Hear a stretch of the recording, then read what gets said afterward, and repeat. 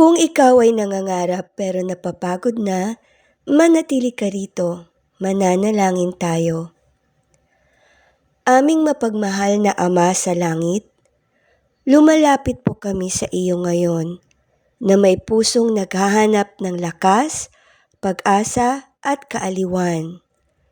Sa iyong salita sa Isaiah 40, ipinaalala mo sa amin na ikaw ang walang hanggang Diyos, ang may likha ng buong sanlibutan, na hindi napapagod at hindi nanghihina, at ang iyong karunungan ay hindi masukat.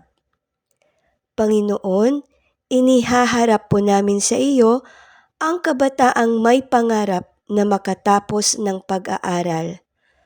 Nakikita mo ang kanyang pagsusumikap, ang kanyang mga pangarap, at ang bigat na dala ng kakulangan sa pera. May mga araw po na siya'y pinanghihinaan ng loob. Mga araw na tila ang kinabukasan ay malabo at ang pag-asa ay unti-unting nauubos. Ngunit ikaw, O Diyos, ay nakakakita. Alam mo ang bawat sakripisyo, bawat puyat, bawat tahimik na panalangin na binubulong niya sa gabi. Sabi ng iyong salita, ikaw ang nagbibigay lakas sa napapagod at nagpapalakas sa mahihina. Kaya ngayon, Panginoon, hinihiling po naming sariwain mo ang kanyang lakas. Kapag siya'y nanghihina, ikaw ang maging sandigan niya.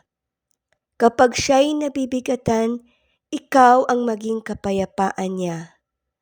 Kapag siya'y nagdududa, ipaalala mo na ikaw ay patuloy na kumikilos kahit hindi pa niya ito nakikita. Panginoon, buhatin mo siya na parang agilang lumilipad.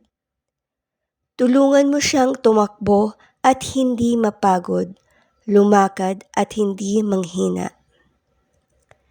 Ikaw po ang maglaan ng kanyang pangangailangan sa matrikula, sa pang-araw-araw na gastusin, at sa mga oportunidad na hindi pa niya nakikita.